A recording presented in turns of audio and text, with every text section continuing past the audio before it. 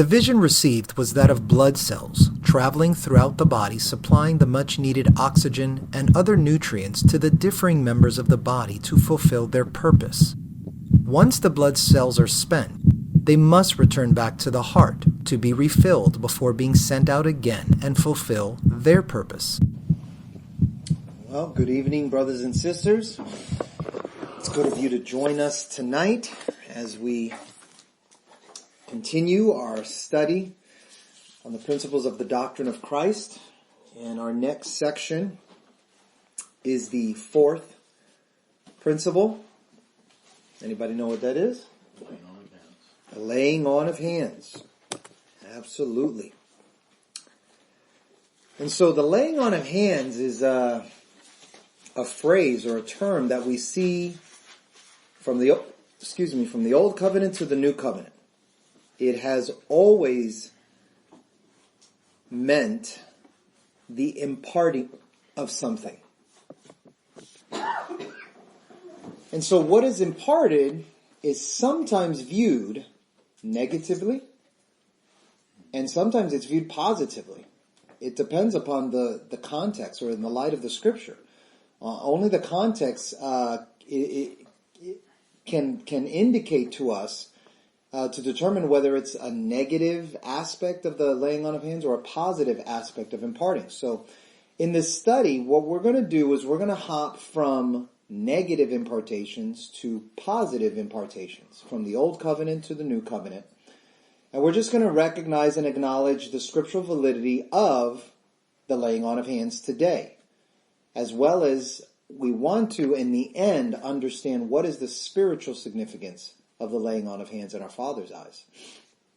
So we will begin way, way back in the Old Covenant in a book called Leviticus.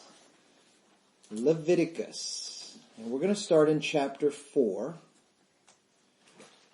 And there's going to be a good amount of scripture, so I'm just going to let Deborah read 13 through 15 of Leviticus chapter 4.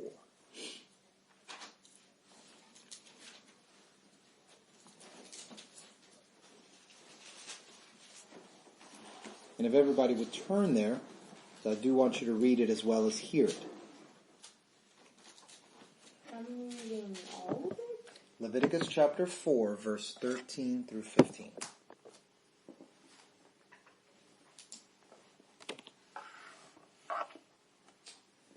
And if the whole congregation of Israel sin through ignorance, and the thing be hid from the eyes of the assembly, and they have done somewhat against any of the commandments of the Lord concerning things which should not be done, and are guilty, when the sin which they have sinned against it is known, then the congregation shall offer a young bullock for the sin, and shall bring him before the tabernacle of the congregation. And the elders of the congregation shall lay their hands upon the head of the bullock before the Lord, and the bullock shall be killed before the Lord. Anybody can kind of paraphrase and sum up what actually happened there? I just want to make sure you are understanding what you're hearing and what you're reading.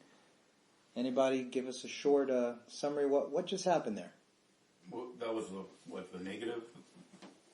Well, not whether it's negative or positive, just what happened there, in your own words. If a person sins Okay. in ignorance, not purposefully, Okay. once it is made known, they all have to gather and present a young cow. Okay. And the elders, priests, should lay their hands on the head of the cow, and the cow is killed before the Lord. Okay. That's a pretty good summary, yes. There are times where you may not know that you have sinned. Maybe because you didn't know the commandment of the Lord. Nevertheless, it's a sin. Whether you break the commandment knowingly or unknowingly, you still broke the commandment. The knowledge of the commandment doesn't excuse you from breaking the law. Ignorance of the law. Yeah, we talk about in our fellowship that if you went to another country and you broke their law and you didn't know you broke their law, you still broke their law. It doesn't matter whether you knew it or not. So in the same instance with the Lord, when the congregation of Israel would sin through ignorance, meaning unknowingly, and later on it was made known that, hey, you did this. You weren't supposed to do that, the elders of the congregation would act as a representative of the whole congregation of Israel. And they would the elders would lay their hands on the head of the bullock. And it's kind of like a proxy thing. It's not like the elders sin, but in proxy for the person that was guilty of the sin, they stood in the gap, they laid their hands on the bullock, and like I told you, laying on of hands is something about imparting. And so what they were doing is they were passing on the sins of ignorance of the whole congregation onto that one bullock. And then they'd kill it before the Lord.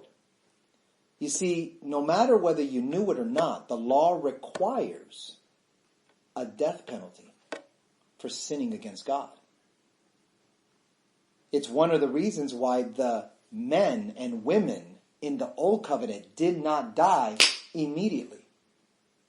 Because God would accept a sacrifice, which was a type and shadow of his sacrifice, in order to not just snuff them out.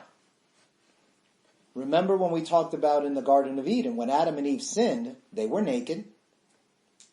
There was nothing wrong with them when they originally were created, but after they sinned, they knew their nakedness, and they covered themselves with fig leaves and different things. Shame.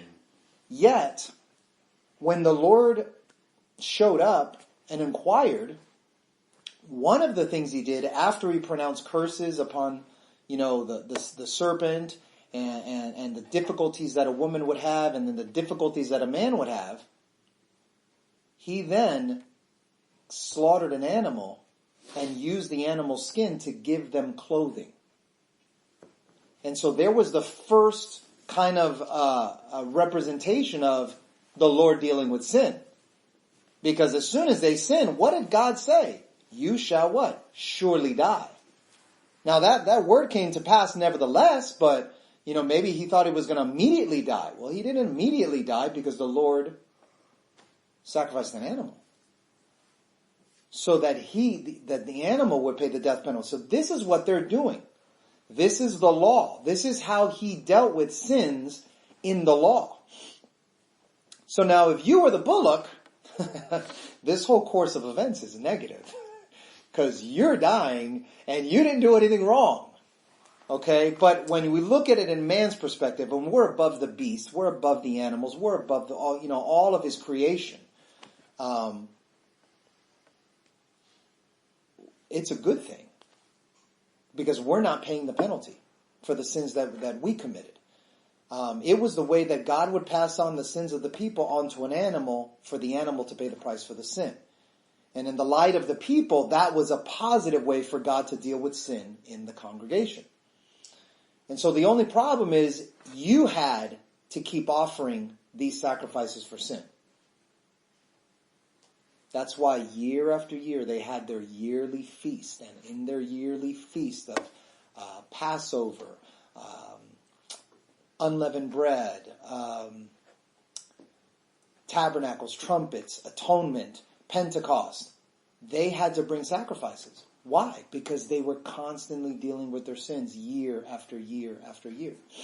Okay? So, depending on how you look at it, that could be in a negative or a positive light. Let's look at Leviticus chapter 9, verse 22.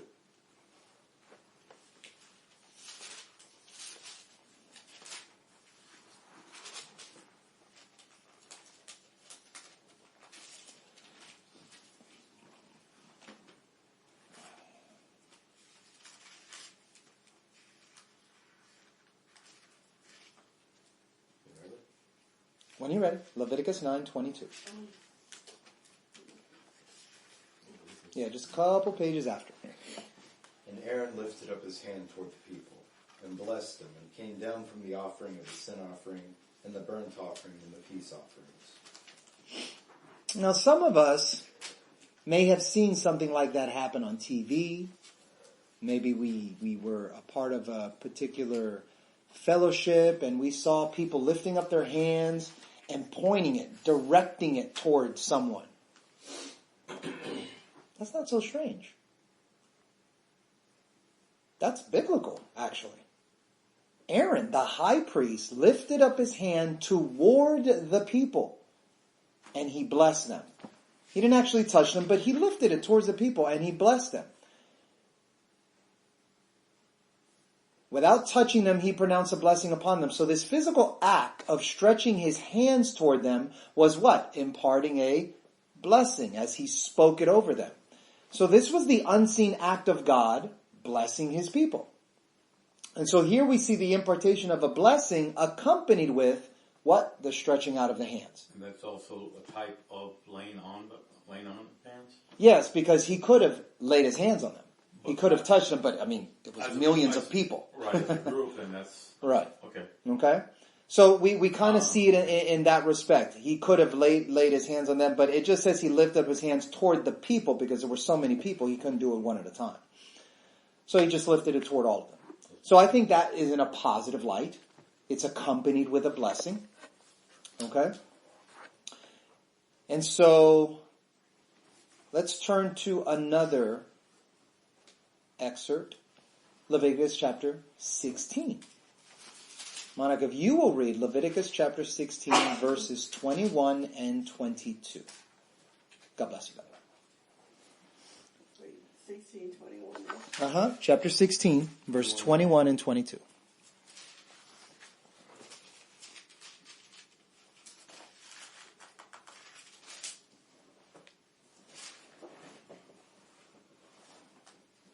And Aaron shall lay both his hands upon the head of the live goat, and confess over him all the iniquities of the children of Israel, and all their transgressions, and all their sins, putting them upon the head of the goat,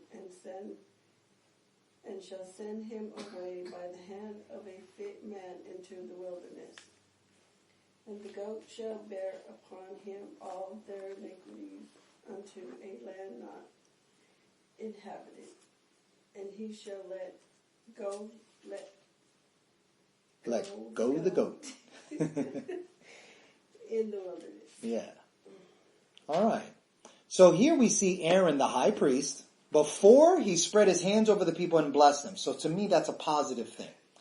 The previous one, they were laying hands on the goat, and what were they imparting? Sin. Oh, I'm sorry. What did I say?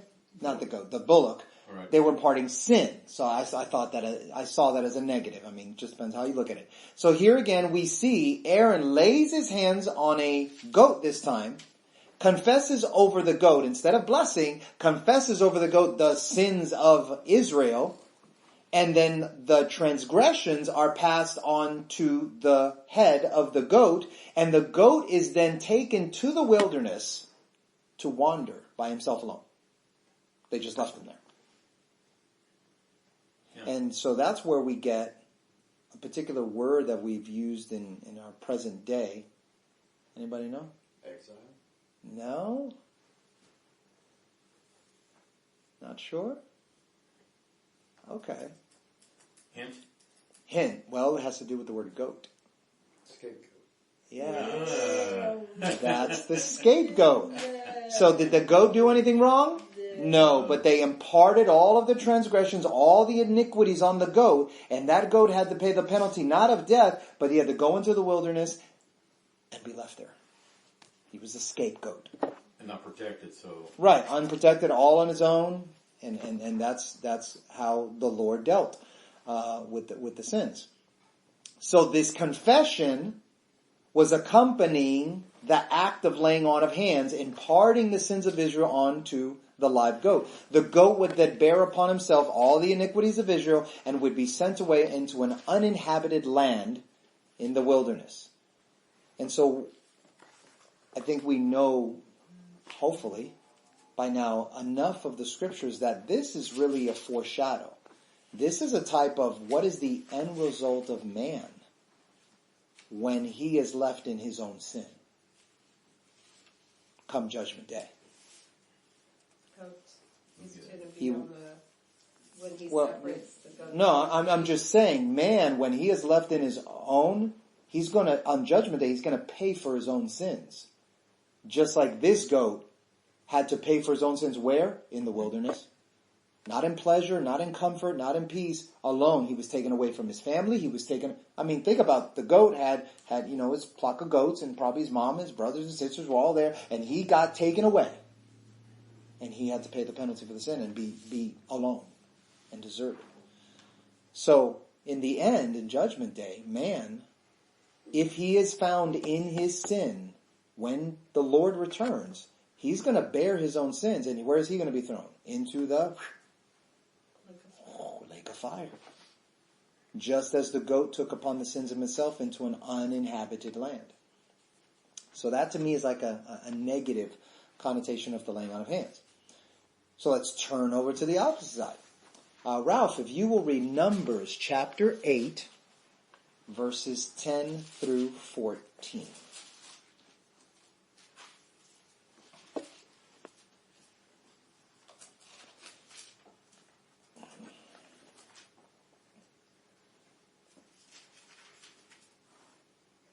And thou shalt bring the Levites before the Lord, and the children of Israel shall put their hands upon the Levites.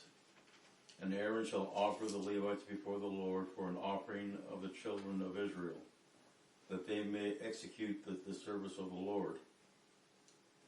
And the Levites shall lay their hands upon the heads of the bullock, and thou shalt offer the sin for a sin offering, and the other for a burnt offering unto the Lord, to make an atonement for the Levites. And thou shalt set the Levites before Aaron and before his sons, and offer them for an offering unto the Lord. Thus shalt thou separate the Levites from among the children of Israel, and thy Levites shall be mine. Now here we see the laying on of hands imparting several things for several purposes. Can anybody point out what those things were in that particular passage? The anointing is imparted to the Levites. For the purpose of what? To serve God. For the purpose of service. So we here see an example that when you can lay hands to impart to basically impart that you are now being ordained for the service of the Lord. The laying on of hands. That's how they did it. They didn't just decree it by word. No, they went and laid hands on them, and it was done before all the people as witnesses, and it was publicly displaying that these Levites are now going to do the service of the Lord for who? For all the congregation of Israel. Because the Levites were what? Set apart for the service unto the Lord as the stand in the gap between God and the men, or man. Okay? So they first laid their hands on the Levites, and the Levites were the priests of all of Israel and would be the ministers of the Lord for the Israelites. And hands were laid on them to show a representation for the people by the people. We are committing, our responsibilities to them in order to serve the Lord, kind of in proxy between God and with man. And as they did this, Aaron the high priest offered the Levites as a what? It's in the scriptures. He offered the Levites as a what? An offering of the children of Israel that they may execute the service of the That's Lord. right. They were an offering themselves, not just animals, but they themselves were an offering for the children of Israel to the Lord. So the people, instead of bringing a goat or a bullock or a turtle dove or some type of animal for a sacrifice, they offered their own people as an offering unto the Lord. So the laying on of hands can sometimes designate offerings by the people to the Lord. So we observe, and you may have seen this, you may not have seen this, but many times you might observe in church or in a fellowship that when a baby is born, they offer a dedication of the baby unto the Lord. It's not baptism or anything like that. It's just like, we are offering our child unto you, Lord. There are many instances, not just here, but can anybody name another instance of the Bible where a child was an offering unto the Lord? Samuel? Yes. Samuel's mother, Hannah. Remember, she couldn't have a baby. She was crying, and, the high priest thought she was drunk, and she said, no, I'm not drunk. I'm praying to the Lord, and he says, well, the Lord has given you what you've requested. And then she had a baby, and when she had the baby, instead of keeping it for herself, because it's something she desperately desired, what did she do? She offered it unto the Lord and gave him to the Levites. Wow. So by the laying on of hands, offering something that you love unto the Lord. So you may see infant dedications to the Lord rather than baptisms, and offering our children to the Lord as who are the children rightfully? They're His anyway. So it's you acknowledging that they are yours, Lord. That's yours. Sorry. So the Levites in turn, after they were offered unto the Lord in service to the Lord, they then laid their hands on the bullocks. Why do you think they did that? They were imparting their sin to the bullock? Right. Because even though the Levites were offered unto the Lord for the service of the Lord by the people of the Lord, they themselves were sinful. And they needed, in order to serve a holy God, they needed to deal with their own sin. So they then placed their hands on the bullocks. And the bullocks were given as a sin offering. And another was a burnt offering. And both were to make an atonement for the Levites. Both of those were to deal with the sin of the Levites themselves. That would purify them, that would sanctify them in the eyes of the Lord so that they could serve Him in a holy manner because He is a holy God. So the Levites were offered to the Lord to be separated from the children of Israel, for they had become the Lord's for a specific service unto Him through this ceremony. Okay? Patricia, if you will read Leviticus chapter 24, 10 through 16.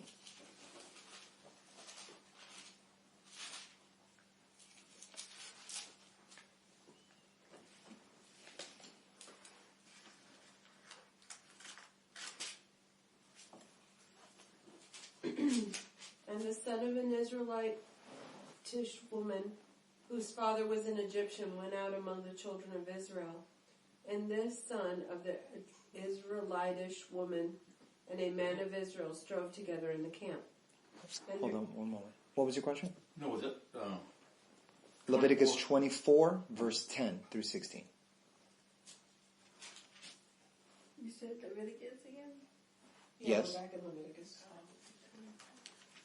Leviticus chapter 24, 10 through 16. Oh yeah, because before we went to Numbers, but now we're back in Leviticus, yeah. And the Israelitish woman's son blasphemed the name of the Lord and cursed. And they brought him unto Moses, and his mother's name was Shilomith, the daughter of Dibri of the tribe of Dan. And they put him in ward, that the mind of the Lord might be shewed them. And the Lord spake unto Moses, saying, Bring forth that hath cursed without the camp, and let all that heard him lay their hands upon his head, and let all the congregation stone him. And thou shalt speak unto the children of Israel, saying, Whosoever curses his God shall bear his sin. And he that blasphemeth the name of the Lord, he shall surely be put to death, and all the congregation shall certainly stone him, as well as the stranger, as he that is born in the land, when he blasphemeth the name of the Lord, shall be put to death.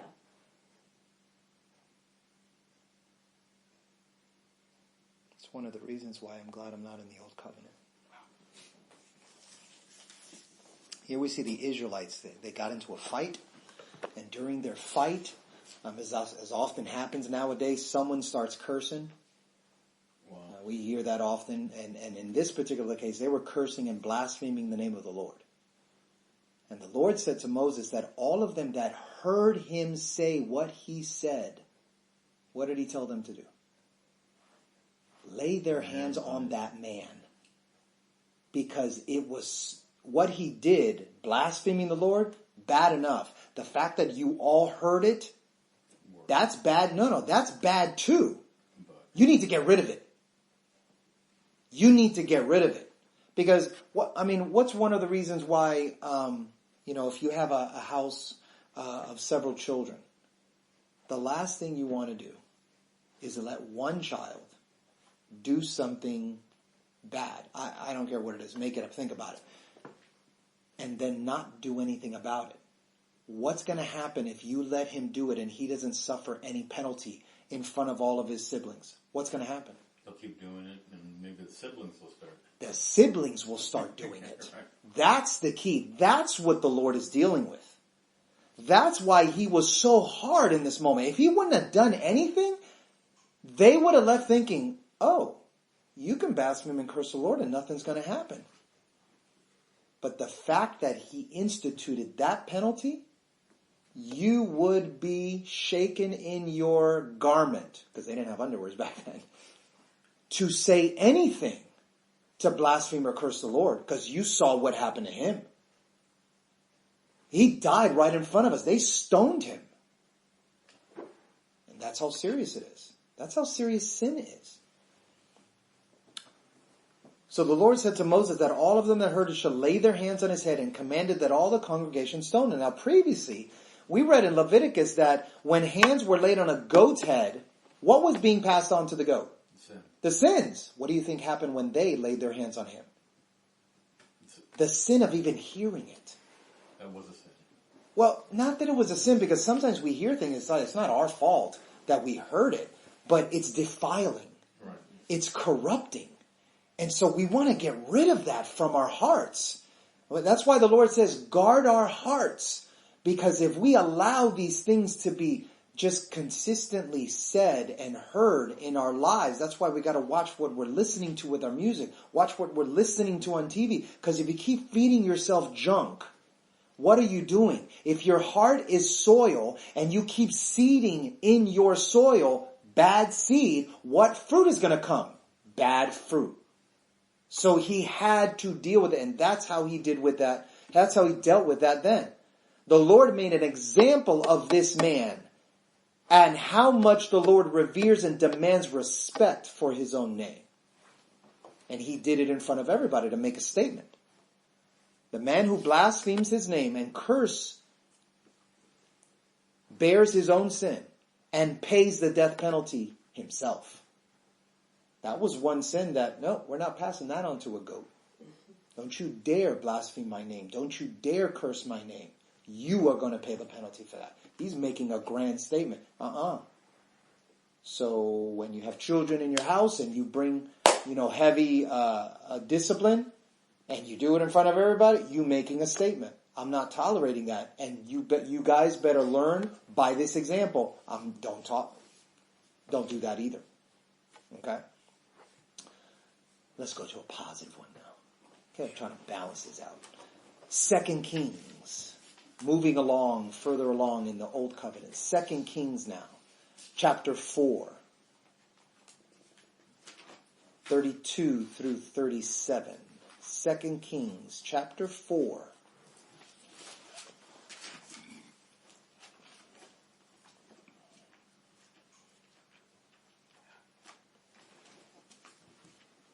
(32 through 37). And when Elisha was come into the house, behold, the child was dead, and laid upon his bed. He went in therefore, and shut the door upon them twain, and prayed unto the Lord. And he went up, and he lay upon the child, and put his mouth upon his mouth, and his eyes upon his eyes, and his hands upon his hands. And he stretched himself upon the child, and the flesh of the child waxed warm. Then he returned and walked in the house to and fro, and went up and stretched himself upon him, and the child sneezed 7 times, and the child opened his eyes. And he called Gehazi and said, "Call this Shunammite." So he called her. And when she was coming unto him, he said, "Take up thy son." Then she went in and fell at his feet, bowed herself to the ground, and took up her son and went out. If you don't know the context, Elisha was a prophet of the Lord. Very famous one. He came after Elijah.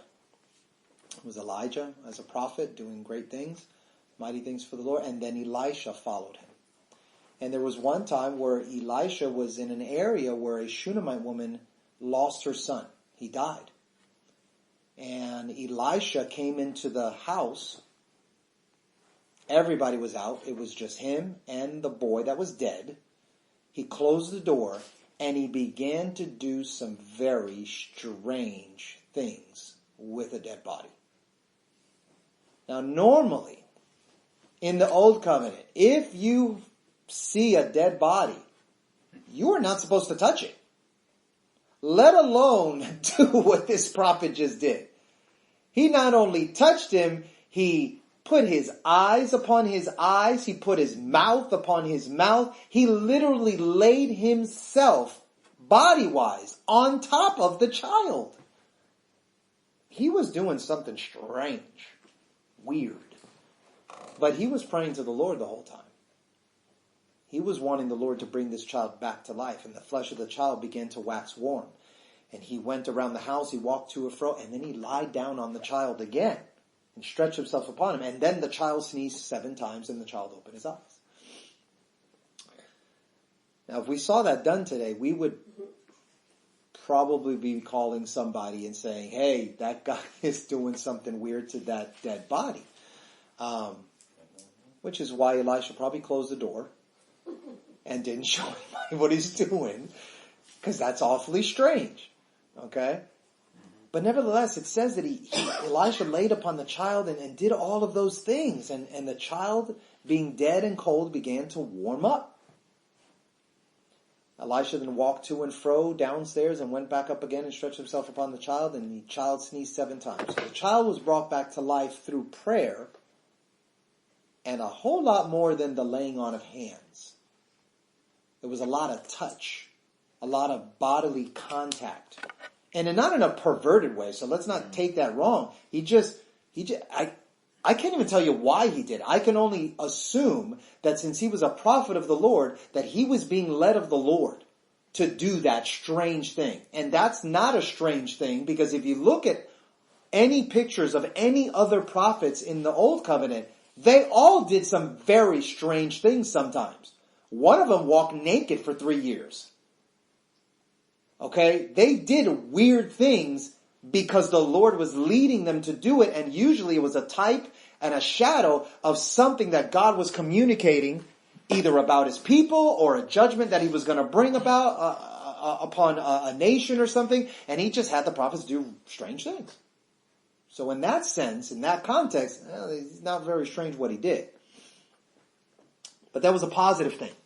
The laying on of hands, the body contact. What was he imparting there? Life. So to me, that's a positive thing. Strange, but positive. All right.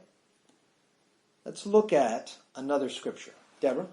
Mm-hmm. Nehemiah, chapter 13, verse 21.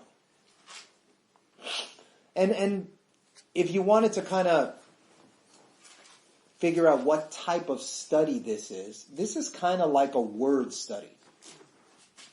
It's kind of like, let's find this phrase and see where is it used in other places in the scriptures to give us a better understanding of what this phrase means, what is connected to it. And we see there's blessings connected to it.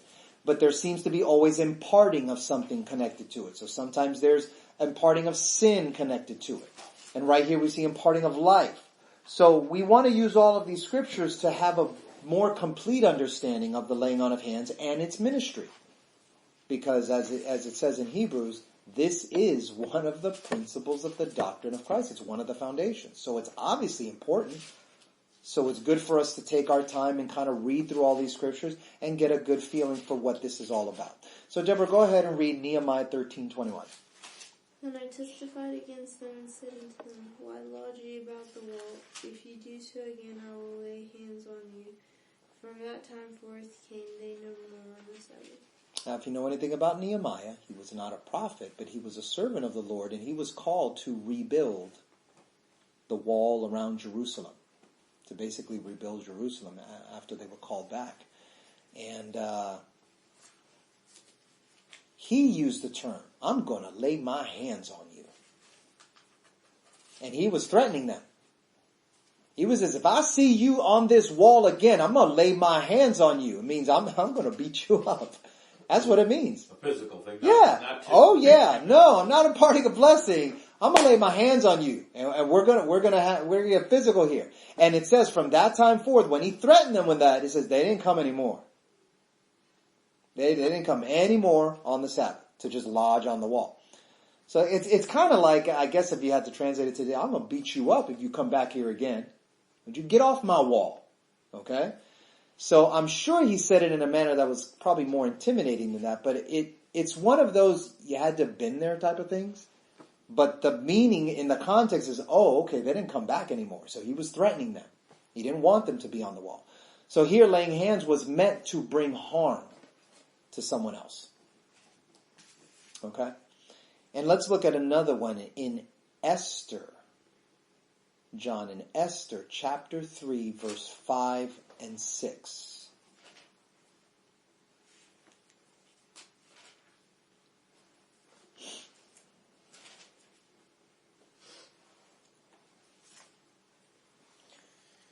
And when Haman saw that Mordecai bowed not, nor did him reverence, then was Haman full of wrath. And he thought scorn to lay on hands on Mordecai alone, for they had showed him the people of Mordecai. Wherefore Haman sought to destroy all the Jews that were throughout the whole kingdom of Ahasuerus, even the people of Mordecai. So in the book of Esther, we see this phrase, lay hands on, or to lay hands on. And it's kind of the same connotation as what Nehemiah did. Not Mordecai. Haman was so angry at Mordecai because Mordecai would not bow down to him, would not show him any respect whatsoever, any reverence whatsoever, even though the king said everybody needs to pay him reverence and honor. Not Mordecai. He wasn't going to do it.